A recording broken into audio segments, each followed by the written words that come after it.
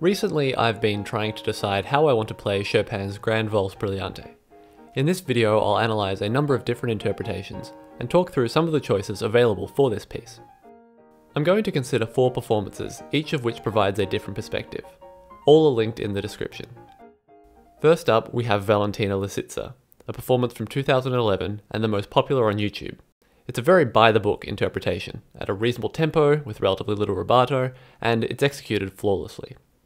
Second is Vladimir Ashkenazy's take from 1972, which takes a more aggressive line.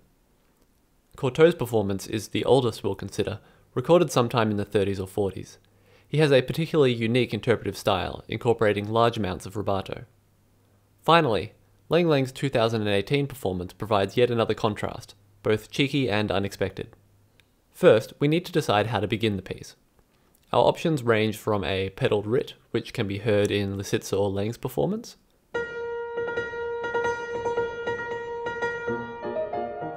to the galloping staccato style of Ashkenazy.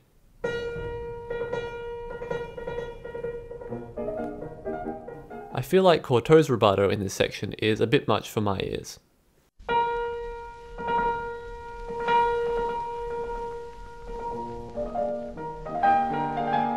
The second section is marked leggermente, or light, delicate and brisk.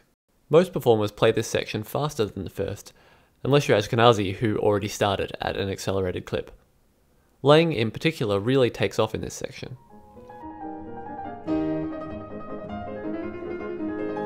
Through my listings, I feel the tempo here isn't as important as how you decide to pedal.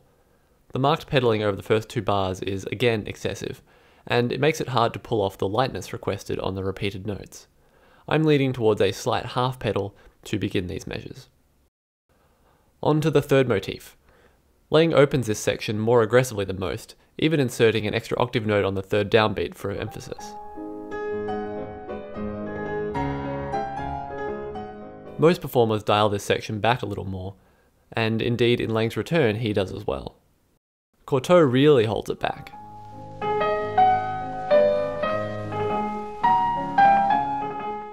I personally like more of this latter style, contrasting nicely with the briskness of the previous section and the section that follows.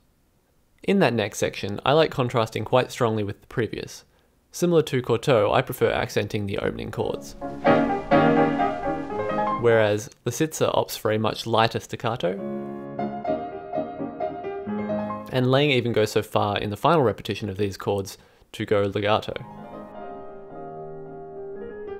A strong rit to finish this section is common, more than the little suggested by the score. Courtaulds is a notable exception, however, splitting the landing chord to flow this section back into the repeat. The next section is marked con anima, or with feeling, or in a spirited manner. How should we express that? Lisitsa chooses a very restrained interpretation, compared with Ashkenazy's more forceful approach.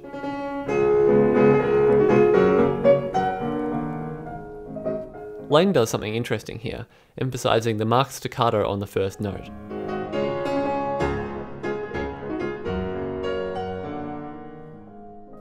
An option I've been experimenting with, which was inspired by this, is to cut the pedal rather aggressively after the second beat, for a similar kind of effect.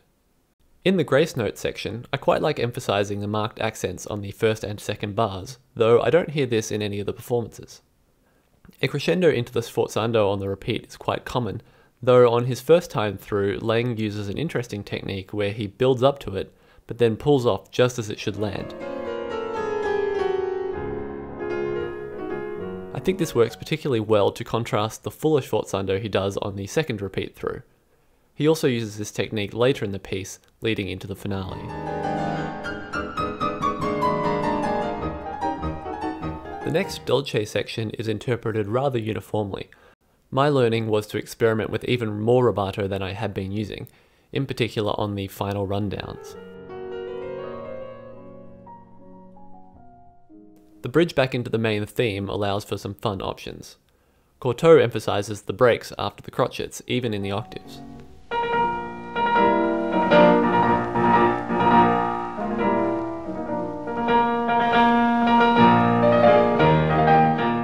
Ashkenazi flies right through them.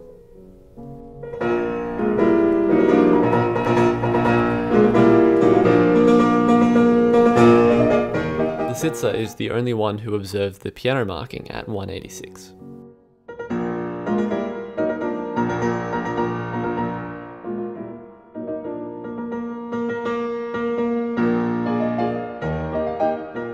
We'll skip over the recapitulation to bar 232. This terminating chord is typically rippled and held, but it is marked staccato. Corto's is the only recording that comes close to this. Introducing the finale at 239, both Cortot and Lang swing the left-hand pattern.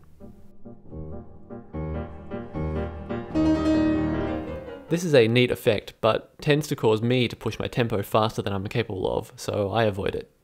When the octaves enter in the left hand at 259, it's very tempting to land into them with a heavy pedal.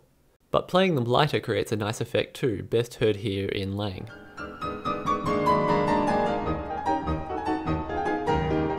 The final run is interpreted quite consistently. Crank up the tempo, but die away as instructed by the smorzando. One variation is the left-hand ascending chords from 296, whether they are pedalled as Lisitsa does,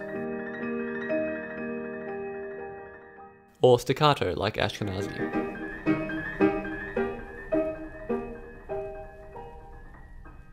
For the final chords, I've always been told to remember the rests.